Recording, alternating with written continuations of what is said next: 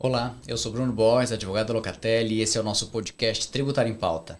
Primeiramente, queria agradecer a presença de todos. Estamos aí iniciando a nossa 7ª temporada, já com 107 episódios, tratando aí dos mais diversos temas tributários, buscando trazer aqui profissionais, discutir, avaliar situações, definir as prioridades, né, o posicionamento judicial, as defesas administrativas, e a gente tem aprendido muito, e é um momento muito delicado, né, histórico que cada um de nós está vivendo dentro do mundo tributário, com todas essas refundações, com todas as transformações que nós estamos vivendo para a implementação do novo sistema tributário.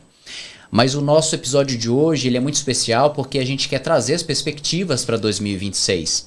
Mas quando a gente pensa em 2026, a gente também tem que fazer um panorama das decisões judiciais que nós tivemos em 2025, dos parâmetros que a gente pode extrair das decisões tanto do STF quanto do STJ, tentar buscar aí alguns parâmetros que nos blindem, que nos protejam, que tragam mais segurança jurídica para os desafios que nós teremos de 2026 em diante, até a implementação total da reforma lá para 2033, 2032.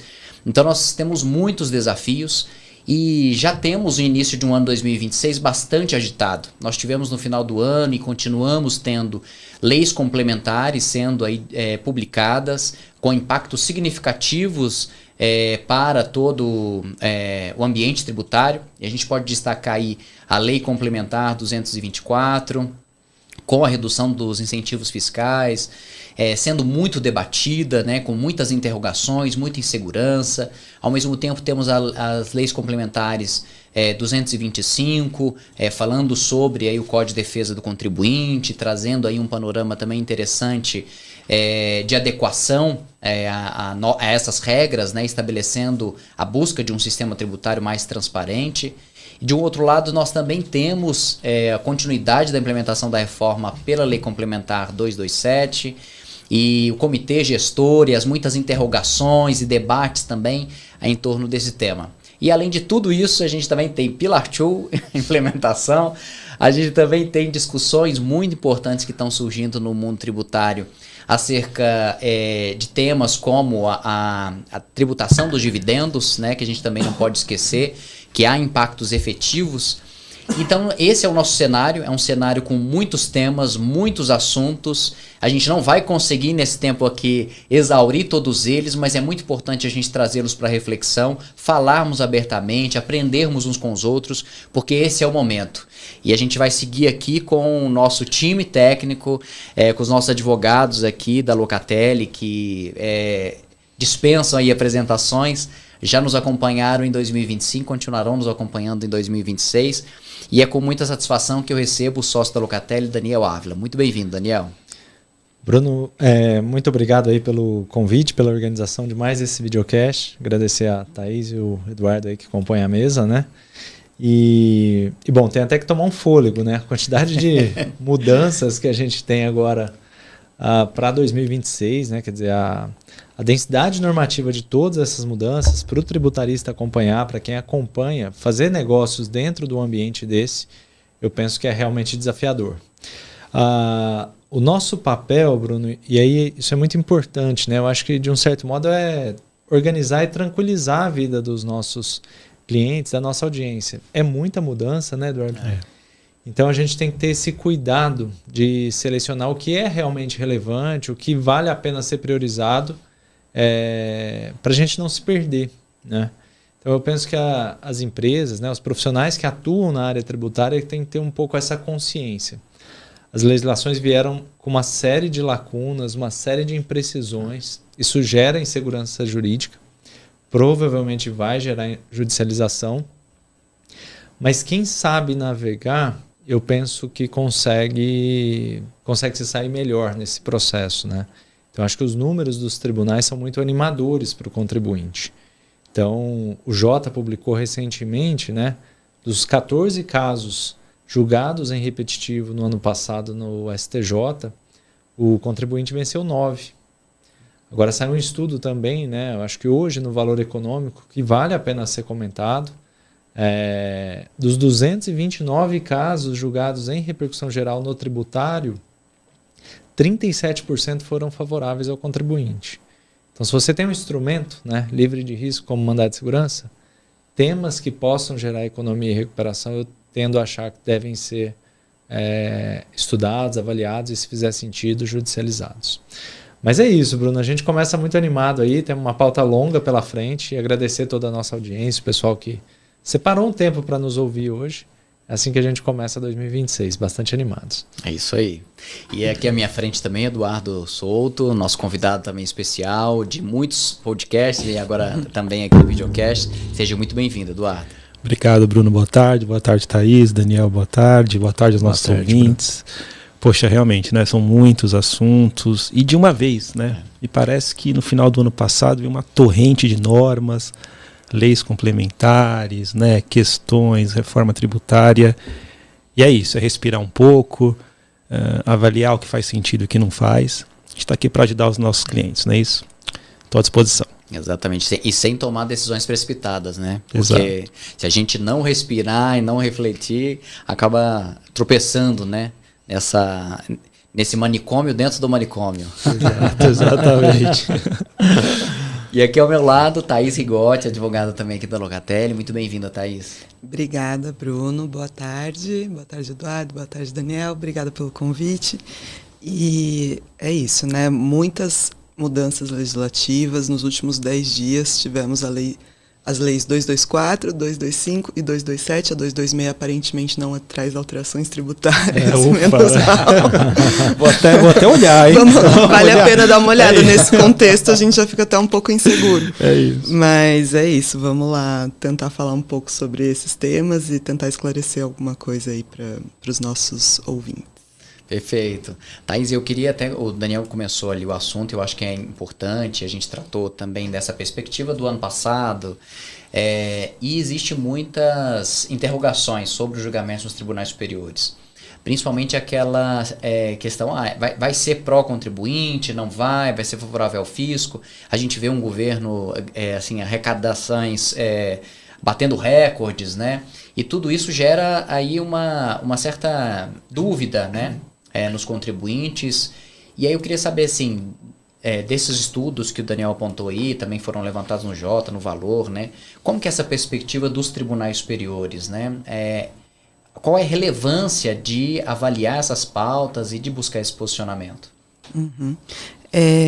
Então, a gente sempre... O senso comum, né, dizer que, nossa, está tudo tão difícil, é tudo tão complicado, o contribuinte está sempre, né, sendo prejudicado por todas essas alterações, de fato tá, mas a gente vê que nos tribunais, como o Daniel já trouxe na primeira fala dele, não estão tão desfavoráveis aos contribuintes assim, né, o STJ, o STF. No STJ mesmo, como o Daniel já disse, no último ano, que foi um ano histórico para o STJ em relação ao número de julgamentos de casos tributários, né, de temas tributários, a maioria foi favorável aos contribuintes, né? Então, de fato, as discussões tributárias muitas vezes representam uma boa oportunidade, uma boa saída para tantas alterações, né, legislativas. Muitas vezes...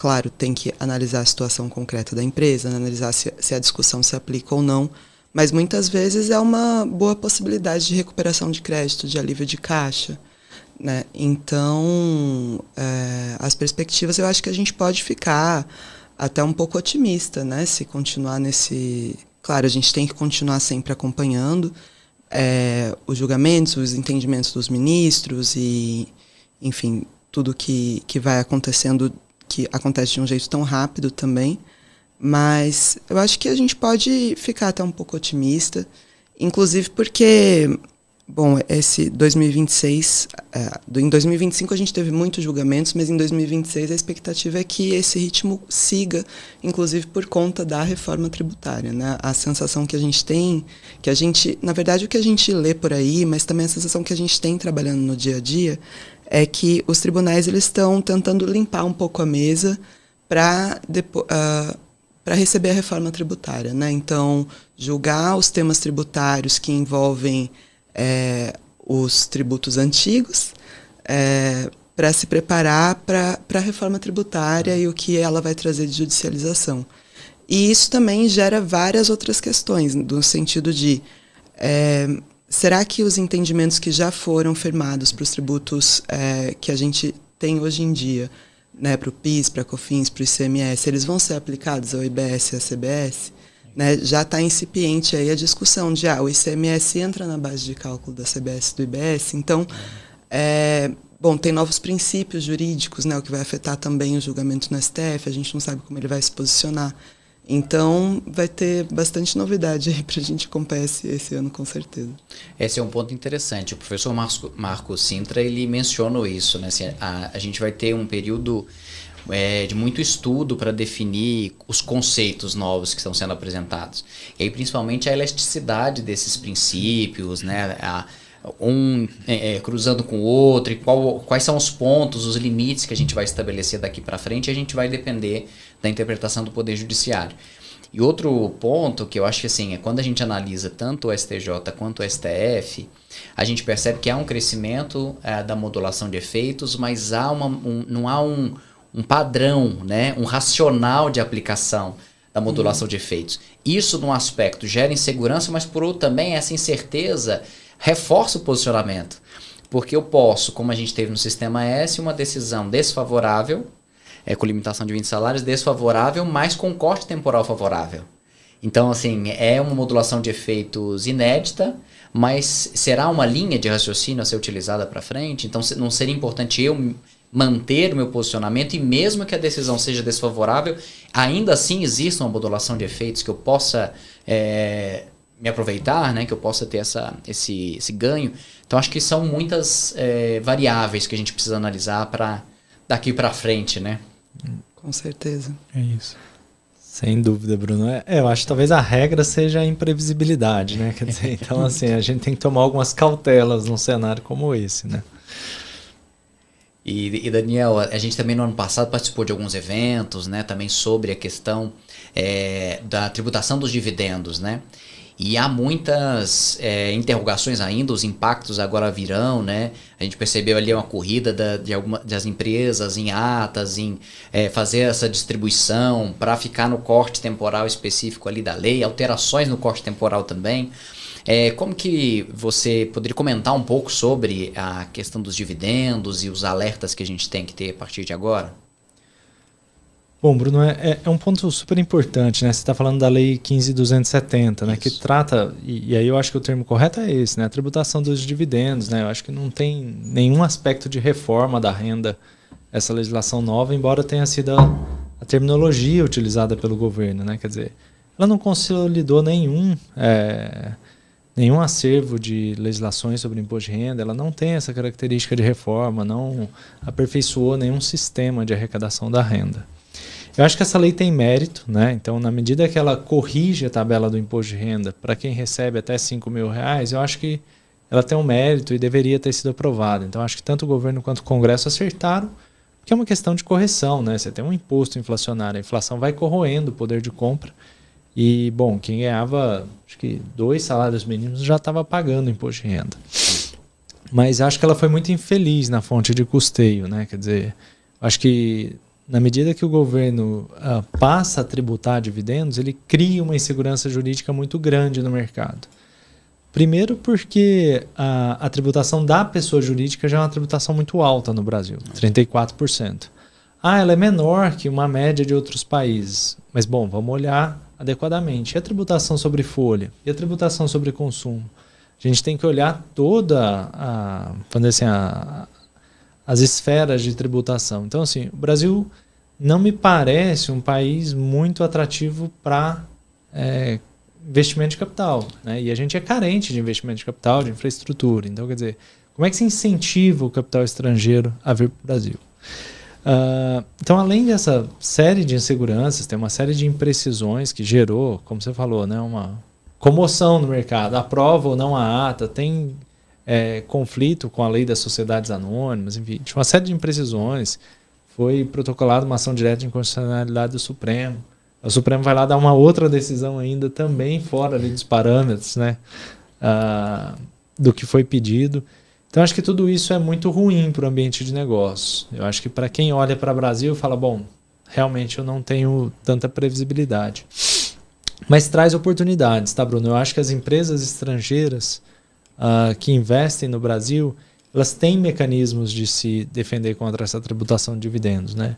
Existe uma distinção, por exemplo, entre o capital privado nacional e estrangeiro investindo aqui. Então, acho que quem faz remessas para o exterior, etc., a gente pode invocar, por exemplo, tratados internacionais, princípio de isonomia, tem uma série de instrumentos para a gente dizer, olha, tem fragilidades nessa legislação.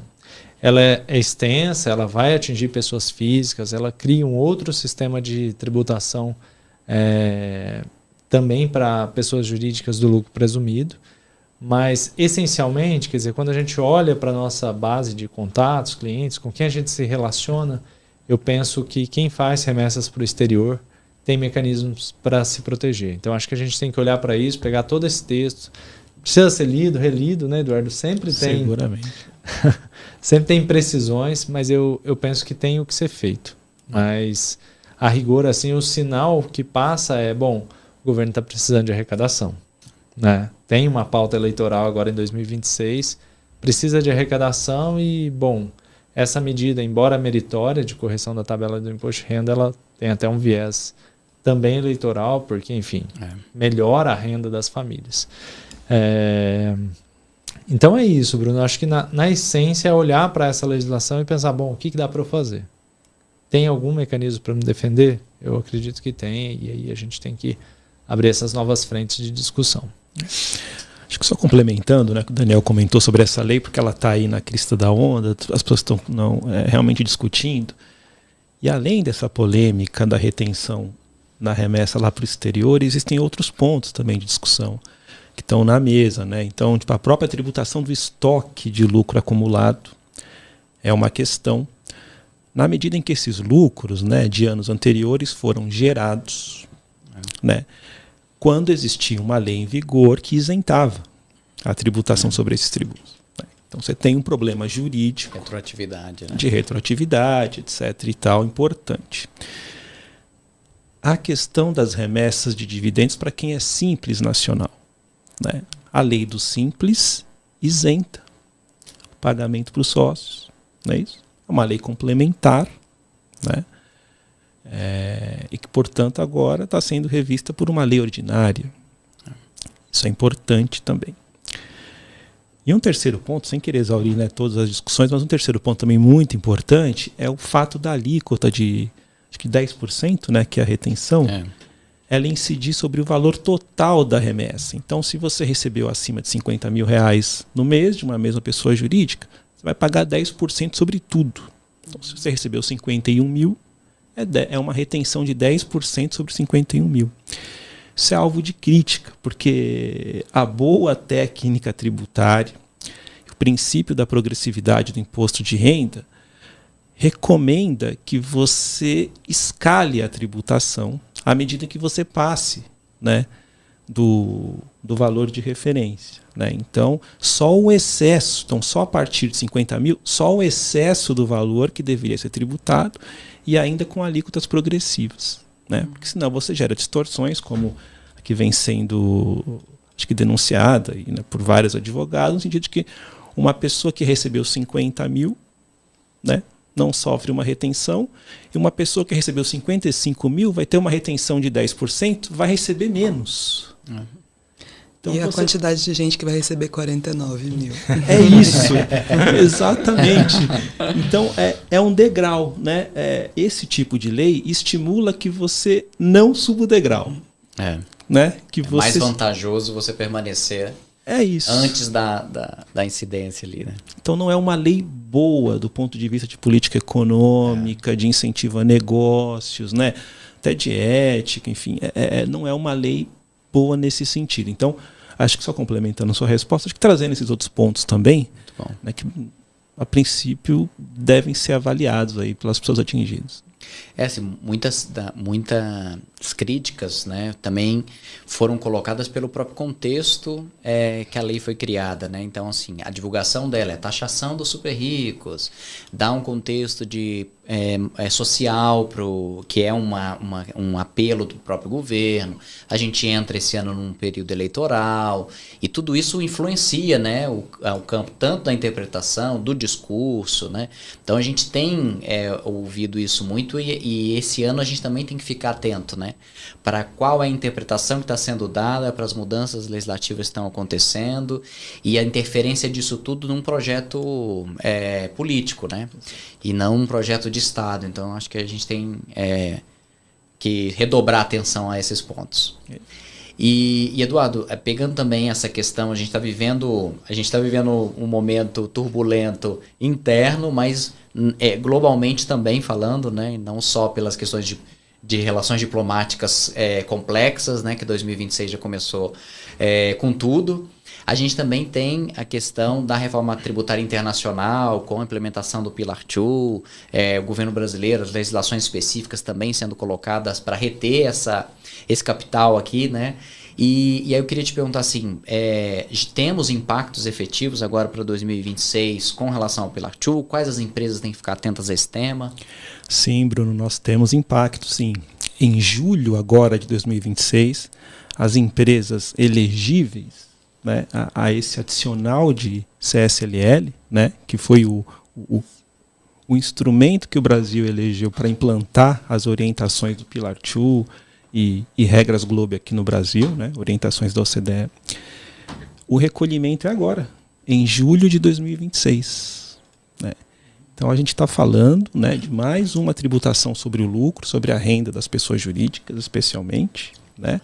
Tipo, empresas brasileiras que são integrantes, né, tipo, de grupos multinacionais com uma receita tipo global acima de 750 milhões de euros, uma receita consolidada nas demonstrações.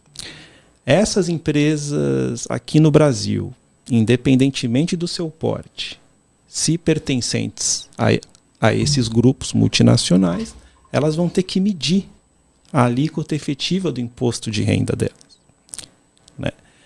Se ao medir essa alíquota, e a medição é de acordo com as regras Globo, não é de acordo com nenhuma regra interna de apuração que nós já estamos acostumados.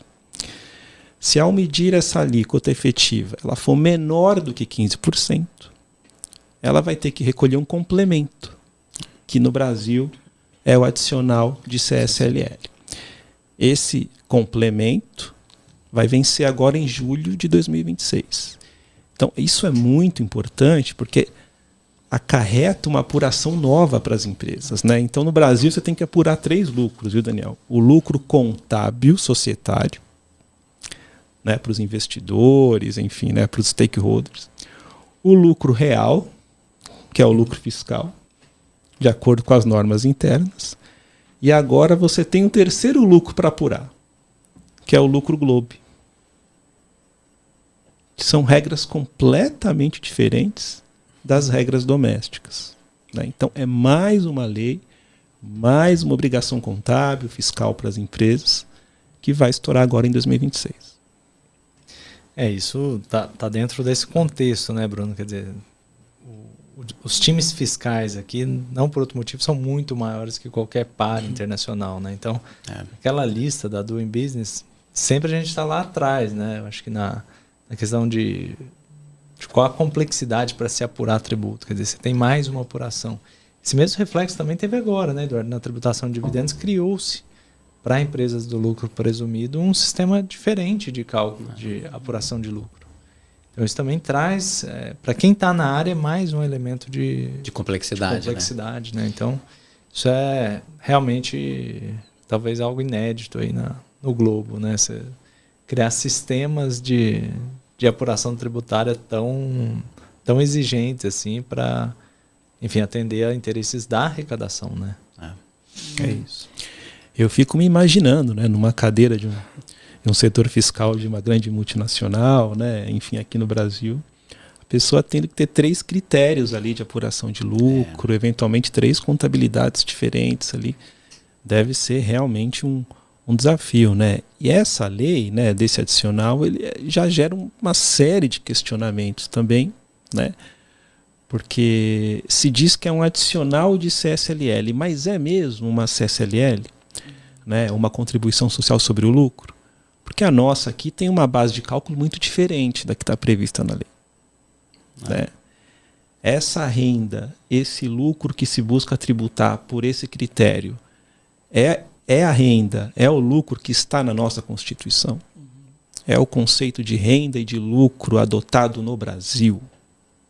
Né? Isso é um ponto importante. Né?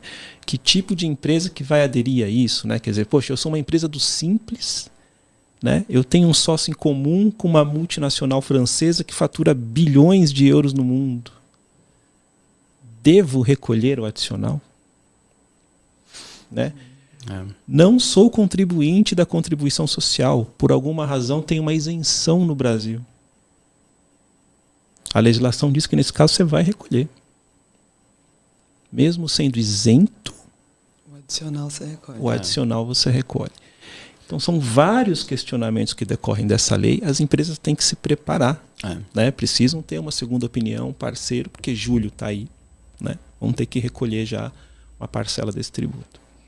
Eu deixo 2 indicações, né? A gente recebeu a Mariana Dias, ela falou especialmente sobre o Pilar 2, especialista em Pilar 2, né? Então a gente tem um episódio especial aí com ela. Assim, quem não ouviu, vai lá, busca as informações, que está muito relevante.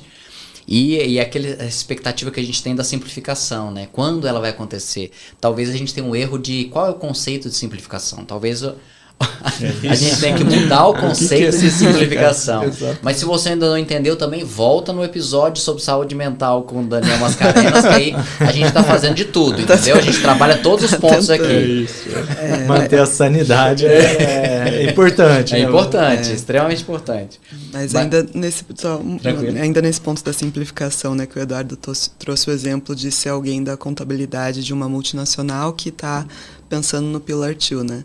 Mas também quem estava na contabilidade de uma empresa do lucro presumido, que agora vai ter que fazer um cálculo muito diferente, né? Hoje mesmo eu estava lendo de novo a 224 e realmente o lucro presumido ele foi criado para ser um sistema simplificado de apuração, que agora foi assim, adicionado de uma complexidade muito grande também, né? Então vai ter que a empresa que está no lucro presumido, ela vai ter que mudar todo o jeito de apurar, né? Todo o jeito de calcular o imposto de renda e a contribuição a recolher. Então, com bases restritas, né, Thaís? Se a gente olha a 15270, são bases restritas ali de dedução. Se eu não estou enganado, por exemplo, serviços você não pode deduzir. Sim. Né? Então realmente é bastante questionável essa metodologia que você está colocando aí, bem pontuado. E nesse ponto também da Lei Complementar 224 tem uma discussão que envolve a compreensão equivocada do lucro presumido como um benefício fiscal, né? Ele está sendo tratado como tal, né? Esse é um ponto, né, Thaís? Desculpa, você ia comentar? Eu ia comentar que a gente vai ter que fazer um podcast, um videocast só sobre a 224. A gente está organizado, vamos. Porque a palhinha disso método de apuração, regime de apuração, não é necessariamente benefício fiscal. Né? Você tem modos de apuração distintos que às vezes implicam uma redução, né, do valor a pagar e às vezes não. Tem muita gente que está no lucro presumido e que está pagando mais tributo do que se fosse apurar pelo real. Sem dúvida. Sim. Então não dá para chamar de benefício fiscal o que é regime de apuração. Então a conversa acho que começa por aí, né? Mas como a Thaís comentou, a gente pode deixar para um outro videocast e a gente se aprofundar nessa lei, que ela é muito importante. Ela é muito importante, inclusive a Receita vai divulgar aí perguntas e respostas em breve. Então é bom a gente ficar atento, mas ela já anunciou que não vai divulgar quais os benefícios estão abarcados ainda. Então a gente tem muitas interrogações sobre esse tema, então vamos deixar aí a água passar um pouco debaixo da ponte para a gente ter com profundidade aí quais os parâmetros que a gente pode utilizar, mas assim, talvez das leis complementares que a gente tem agora, a que tem mais gerado repercussões, né, e discussões e debates sobre as suas inconsistências. Então a gente realmente vai aprofundar isso em breve. E Thaís, assim, pensando, a gente falou 2025, trouxe as estatísticas, algumas questões importantes aí de decisões pró-contribuinte, outras nem tanto, mas o posicionamento continua sendo relevante. E quando a gente pensa agora nessa aceleração, a gente sabe que 2027 extinção do PIS/COFINS, muitos temas envolvendo PIS/COFINS ainda pendente de julgamento, muitas teses filhotes pendentes de julgamento. Quais são os temas que você entende que são importantes para a gente ter atenção ou eventualmente já estão até pautados para 2026? Eu separei aqui, bom, falando em tribunais superiores, né? Isso. Claro. Como você disse, o PIS e a COFINS, desde o julgamento da tese do século, ele vem gerando muitos julgamentos, muitas discussões, né? O que vai na base de cálculo do PIS e da COFINS e o que não vai. E eu separei aqui 4 temas que têm a ver com isso. São teses filhotes do julgamento do século, né? Da tese do século, e que tem um impacto bilionário para os contribuintes ou para a União, vamos ver. Mas, bom, separei 4, vou pedir licença para ler aqui para não esquecer de nenhuma. Mas temos, claro, a exclusão do ISS da base de cálculo do PIS e da COFINS, que está pautado agora para fevereiro, uma tese filhote importantíssima que a gente está aí, enfim, até otimista, né, diante do posicionamento que alguns dos ministros já tiveram. É muito importante se posicionar. A exclusão dos créditos presumidos de ICMS e outros incentivos de ICMS também da base de cálculo do PIS e da COFINS, que também está pautado agora para fevereiro. Exclusão do PIS e da COFINS da sua própria base de cálculo também. Ainda não está pautado, mas a expectativa é de que seja pautado ainda esse ano, inclusive considerando a extinção do PIS e da COFINS a partir do ano que vem. E, por fim, a incidência do PIS e da COFINS sobre o ICMS de FAO, se incide ou não. Esse é o único que está no STJ. Também ainda não pautado, mas espera-se que seja pautado em 2026. Acho que todos esses são temas que estão com uma perspectiva favorável, inclusive diante do julgamento da tese do século lá em 2017, né? E diante também de algumas manifestações dos ministros que a gente vem acompanhando. E, assim, é importante o posicionamento, inclusive por conta da modulação de efeitos, né, que você comentou no começo. A gente nunca sabe como ela vai ser aplicada. A gente tem quase certeza que ela vai ser aplicada, mas a gente nunca sabe muito bem como. Então, para temas tão relevantes assim, a estratégia conservadora, eu acho que é se posicionar. Para não perder uma oportunidade também em caso de julgamento favorável, né? Porque a gente sabe que certamente a modulação vai ser para quem entrou com a discussão de alguma forma, né? Quem não entrar, a chance de recuperação de algum valor é baixa. Então, é isso, vamos aguardar, vamos ver como esses julgamentos vão acontecer. E Daniel, agora eu vou ver se eu lembro aqui, você fez um comentário uma vez, eu achei interessante. Acho que foi o Haddad, não sei, mencionou assim que a tese do século prejudicou, né, essa decisão não poderia ter acontecido. Eu queria que você mencionasse, porque quando a gente pensa numa decisão judicial, vivendo nessa complexidade que a gente está no tributário, a gente está vivendo uma arrecadação errônea. Os mecanismos e legislações não permitiriam a arrecadação como ela está posta por essas irregularidades. E aí, assim, qual que é o prejuízo que a gente tem efetivamente para o contribuinte, né? Então, assim, parece que inverte, não é o governo que está arrecadando mal, é o contribuinte que está errado, né? Não é uma questão assim. Queria que você mencionasse um pouco sobre isso. Acho que eu me recordo do que a gente conversou, Bruno, e realmente é quase que uma inversão assim dos conceitos, né? Eu acho que o nosso ministro da Fazenda ele é muito competente para arrecadar, né? Eu acho que isso ninguém tem dúvida. E as declarações dele são quase infelizes assim, para o contribuinte, né? Ele disse que a União perdeu quase 500 bilhões de reais com a tese do século. Não quer dizer que a União perdeu quase 500 bilhões de reais. Quer dizer que a União estava arrecadando tributos federais de forma inconstitucional. Então, assim, vamos corrigir isso. Quantos bilhões de reais foram arrecadados? Porque grande parte dos contribuintes não se manifestaram. Ou quando se manifestaram, né, se posicionaram em relação a esse tema, já tinha prescrito, já tinha recolhido muito tributo indevido que não conseguiu recuperar. Então, eu penso, né, e aí na linha do que a Thaís colocou, acaba que o contribuinte... Porque assim, a União ela vai recompor as bases de receita dela, né? Então, assim, bom, perdi essa questão, né, da definição de faturamento na tese do século.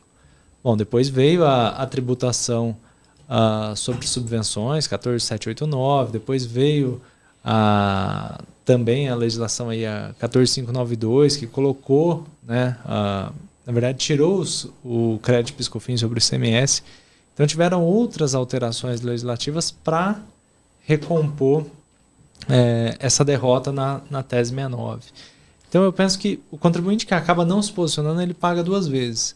Mas de fato, sob o ponto de vista do Ministério da Fazenda, existe uma subversão, assim, né? Quer dizer, esse pensamento de que a União perdeu 500 bilhões de reais, na verdade a União arrecadou muito, né? Durante muitos anos, bilhões e bilhões de reais à custa de uma imprecisão da legislação, considerar ICMS faturamento, né?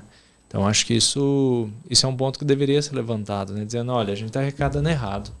Vamos melhorar aqui nossos instrumentos. O papel do governo é estabilizador. Ele deveria ter esse direcionamento. Então, quando você começa a verificar essas questões, você fala assim, bom, ou é realmente um governo muito falho e muito fraco sobre diversos aspectos, né? E essas imprecisões legislativas que a gente está vendo, isso vai reforçando um pouco essa percepção, mas sob o ponto de vista do contribuinte passa uma sensação muito ruim, assim, né? Para o ambiente de negócio, eu penso que fragiliza o país, né? O país fica menos atrativo, Bruno. E agora, Daniel, talvez a pergunta de milhões, né? A gente está vivendo o caos, brinquei lá, manicômio, dentro do manicômio, excesso de informações, excesso de interpretações, tantas novidades, tantos conceitos e muitas vezes as próprias empresas, os contribuintes, ficam perdidos, né? O que ouvir, quem está certo, quais os caminhos que eu posso tomar com segurança. Então, quais seriam as recomendações aí diante de toda a sua vivência que você daria para os nossos ouvintes nesse momento e daqui para frente, né? Porque a gente vai viver momentos de muitas novidades e como acompanhar e compreender, né, essas mudanças? Acho que a pergunta é boa, Bruno, pelo seguinte. Bom, hoje com rede social, não tem muita limitação para o que é para a capacidade, por exemplo, do legislador de produzir novos conteúdos tributários ou para serem produzidos materiais sobre esses conteúdos, que eu acho que é o exercício que os escritórios fazem. A própria imprensa, né, produz muito conteúdo tributário, a Receita com soluções de consulta, os tribunais, né, Eduardo, tem muita fonte de direito tributário o tempo todo. Eu acho que o primeiro exercício é um exercício de humildade. Assim. A gente não vai conseguir esgotar esses assuntos do dia para a noite. Isso é um processo de leitura, releitura, reflexão. Mas, essencialmente, né, eu acho que a gente não deve se precipitar ou criar ansiedade sobre isso. As redes sociais também têm um papel muito grande nessa questão de ansiedade. Chega algum influencer que está dizendo que você está defasado e que você tem que se matricular no curso dele porque ele tem todas as respostas ou tem todas as teses. Bom, peraí, né? Eu acho que a gente tem condição de parar, sentar e estudar. Então, eu acho que esse é um exercício que a gente tem que fazer sempre, né? Assim, bom, tem algo novo? Vamos parar, vamos estudar, vamos refletir. A gente não vai ter todas as respostas imediatamente. Não. O Eduardo sempre fala no escritório, isso é muito bom. Ele fala, vamos ser o primeiro a errar. Então, acho que não é, Eduardo? Exercício primeiro, eu acho que é de cautela, reflexão e assim, a gente não precisa tomar a decisão mais rápido, Bruno. Eu penso que a gente tem que tomar as melhores decisões. Isso sim, né? Então, acho que com o cenário colocado, quer dizer, quais são as decisões, quais as iniciativas. Ficar parado também não é uma opção. Então, assim, não vou estudar, isso não vai ser importante, ou não tenho nada para fazer. Sempre tem alguma coisa para fazer. Você só não precisa, enfim, criar ansiedade sobre esses assuntos ou se desesperar. Então, assim, é se preparar. Você não vai ficar preparado em uma semana. Fica tranquilo também. Isso aqui não é curso por EAD, né? Você vai, de um certo modo, se melhorando dentro do tributário. Mas não tenha ansiedade de querer esgotar esses temas ou achar que está defasado e por isso é o fim da história. Não é. Eu acho que é olhar para tudo isso e gradativamente incorporando os conceitos. Gradativamente implementando as estratégias. Olha para a tua operação e pensa, bom, o que é relevante para mim desses assuntos todos? Preciso tomar alguma medida aqui porque estou correndo algum risco ou estou perdendo alguma oportunidade? Isso sim. Então acho que é quase que um exercício assim de maturidade, né? Você parar, refletir e pensar quais são realmente, eu acho que os temas mais sensíveis, mais relevantes para o teu dia a dia, né? Operação, por exemplo, de óleo e gás é muito diferente do agro, que é muito diferente do varejo e do serviço. Então, cada um tem suas peculiaridades e eu acho que isso também tem que ser considerado. Eu acho que é interessante também, assim, quando a gente... É uma oportunidade de criar conexões, de manter conexões de confiança, de buscar pessoas que tragam essa serenidade, né, essa tranquilidade e viver o momento presente, né? E aí eu também reforço, assim, acho que a gente precisa muito das comunidades, né, tributárias. Então, essa troca de ideias, essa troca de interpretações, a gente sabe que é um processo de maturação. A gente depois, algumas questões serão naturalmente levadas ao judiciário para alinhar essas inconsistências, né, harmonizar o ordenamento jurídico, mas é tudo muito novo para todo mundo, né? Não tem ninguém aqui que já tem um modelo pronto e acabado do que será a reforma. A gente iniciou com grandes expectativas e aos poucos a gente percebe que a gente tem graves problemas estruturais, legislativos, executivos. Então a gente vai continuar com isso por muito tempo. Então até a gente chegar à acomodação, muitas interrogações surgirão, mas aí buscar pessoas que a gente tem conexão, com confiança, externar os problemas e entender que cada empresa tem o seu próprio universo tributário que precisa ser detalhadamente avaliado e colocar quais são as possibilidades estratégicas, né? Bruno, eu acho que você colocou pontos que é central, são pessoas. Na essência, são pessoas. Quem são as pessoas que a gente confia no tributário? Tem profissionais excelentes no mercado, né, Eduardo? A gente que vê o dia a dia, né, Thaís? Eu acho que a gente tem referências que a gente confia e eu acho que isso é fundamental. E você mencionou os grupos, né? Os grupos, eles têm uma utilidade muito grande, assim, em termos de benchmark. Eu vejo o pessoal do TEL, o trabalho que eles fazem, né, o Rogério, eu acho que ele modera grupos muito bem ali no TEL. Eu acho que é uma referência ali para profissionais da área tributária. O PowerTex também faz um trabalho muito interessante, né? O Diogo e o Nicolas junto com a Mariana. Então acho que pensar nessas comunidades, quer dizer, e confiar nas pessoas, né? Que entreguem informações com qualidade, com consistência. Então acho que isso essencialmente é o que dá, vamos dizer assim, norte para navegar num ambiente tão caótico como é o tributário. Então a gente realmente precisa de boas referências, Bruno. Exato. E assim, Eduardo, a gente falou aí um pouco no início de algumas alterações, mas eu queria entender um pouco da sua percepção, da sua avaliação sobre as mais recentes, aqui a 225, a 227, as leis complementares. Elas vêm de acordo com que as expectativas, tem pontos que você julga mais relevantes? Acho que a 225, Bruno, a lei complementar 225 é aquela que institui o Código de Defesa do Contribuinte. Né? Isso. É uma lei boa. Tá? É uma lei boa. O intuito ali é civilizar um pouco mais a relação fisco-contribuintes. Né? Então, ela reconhece direitos dos contribuintes, né? Alguns já haviam sido reconhecidos, mas mais na jurisprudência, né? Ou não estavam tão claros na legislação. Agora, com a lei complementar 225, fica claro ali o direito do contribuinte. Um que é muito interessante que está na lei é o direito do contribuinte a ter clareza nas comunicações que ele recebe do fisco. Porque quem já teve a experiência de analisar um despacho que homologa ou não uma compensação, vai entender do que eu estou falando. Às vezes a linguagem é muito cifrada, não é claro, né? A fundamentação legal utilizada não é clara, e agora está na lei que as comunicações nessa relação entre fisco e contribuintes precisam ser claras. Isso é muito importante. Parece singelo, mas para quem está no dia a dia com a mão na massa, né, Thaís, isso é fundamental. Ela beneficia o bom pagador, que é importante, né? As empresas que se esforçam, né, para recolher os seus tributos adequadamente, né, para entregar suas obrigações acessórias dentro do prazo, de uma maneira completa. Essas empresas que se esforçam para ficar em conformidade com as regras fiscais vão ser privilegiadas. Então elas vão ter algumas preferências que outras empresas não têm, né? Então, por exemplo, né, pedidos administrativos de ressarcimento de créditos. Muitas empresas têm créditos acumulados, né, fazem pedidos administrativos de ressarcimento disso, né? Essas empresas boas pagadoras, né, bem classificadas no fisco, elas vão receber primeiro do que as demais, né? Isso é importante.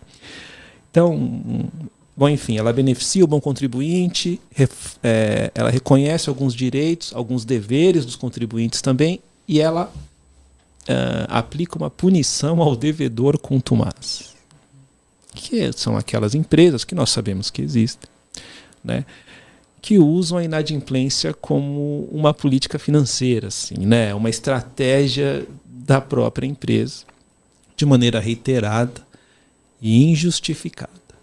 A lei usa esse termo, né? Precisa ser uma inadimplência reiterada, relevante financeiramente e injustificada. Esse termo é importante. A gente está falando de 15 milhões de reais.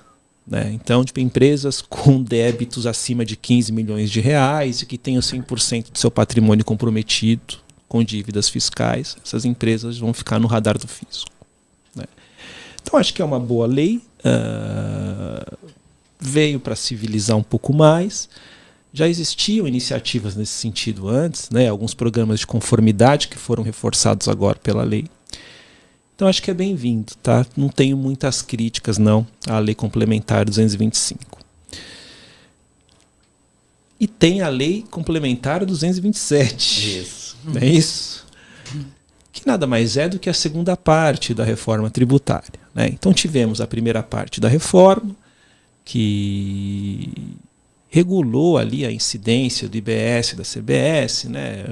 Fato gerador, alíquota, base de cálculo, regras de imunidade, de isenção. Essa foi a primeira parte.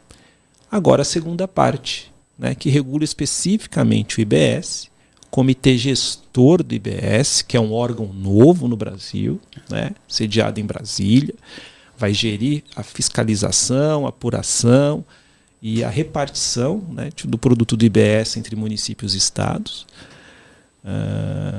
e o processo administrativo do IBS. Isso também é importante, né, porque é um processo administrativo à parte. É uma lei complementar de âmbito nacional, então vai se aplicar para os estados e para os municípios, né? Não se aplica para a União, porque a União recolhe o CBS, né? Então, para estados e municípios.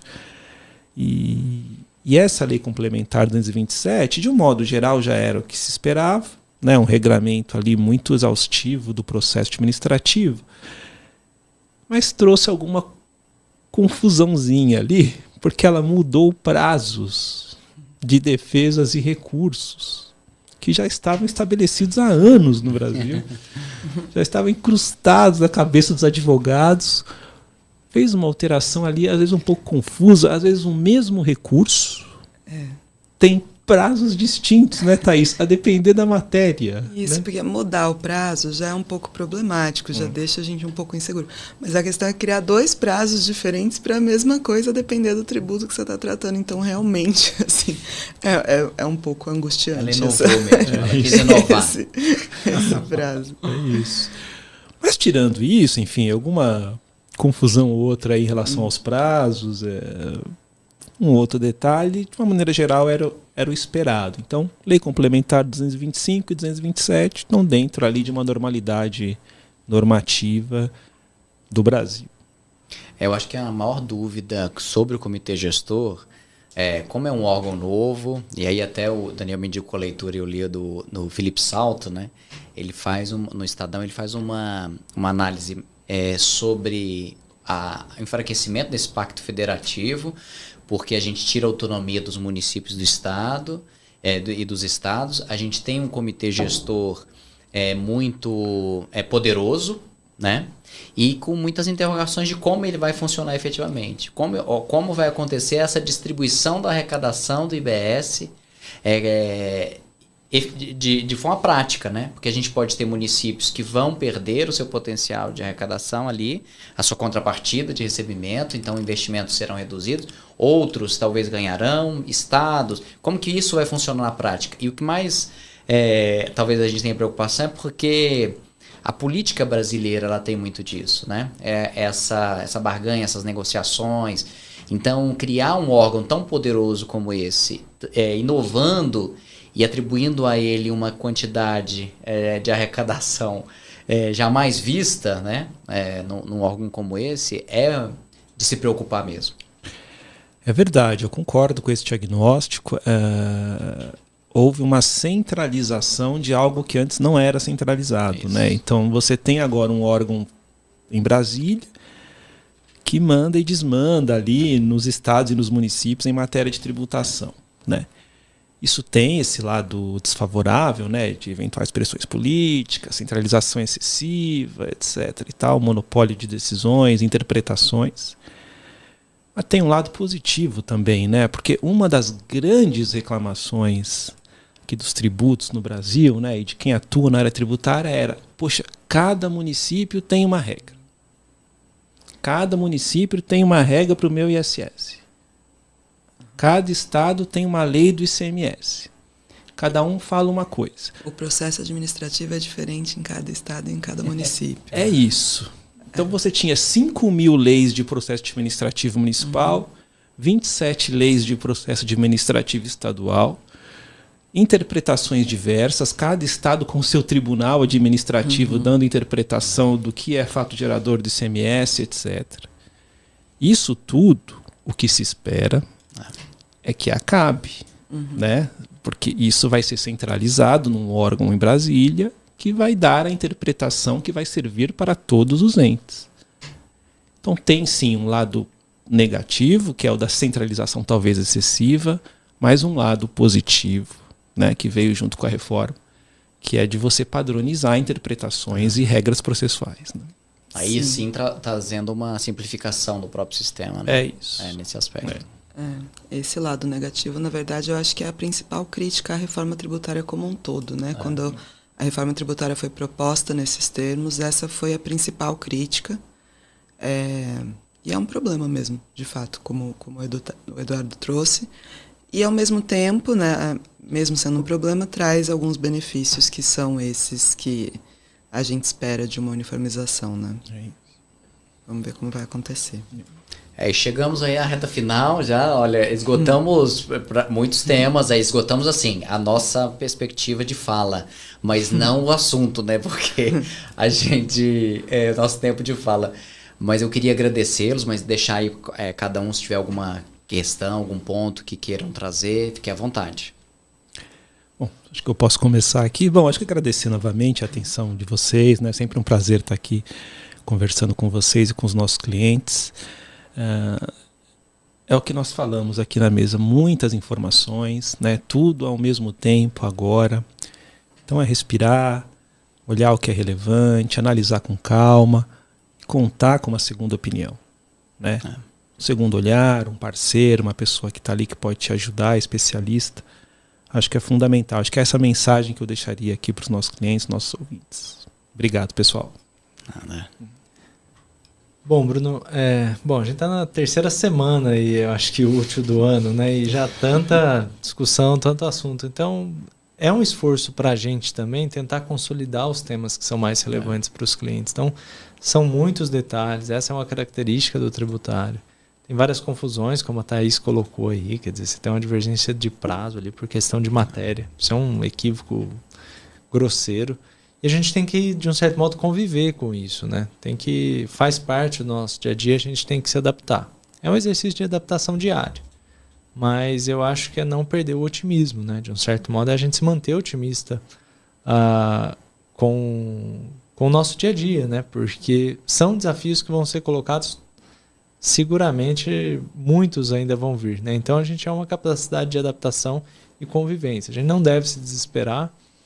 Eu acho que essencialmente é realmente contar com outros profissionais, como o Eduardo colocou, ter sempre uma segunda opinião para formar esses entendimentos e ir melhorando a percepção em relação ao tributário.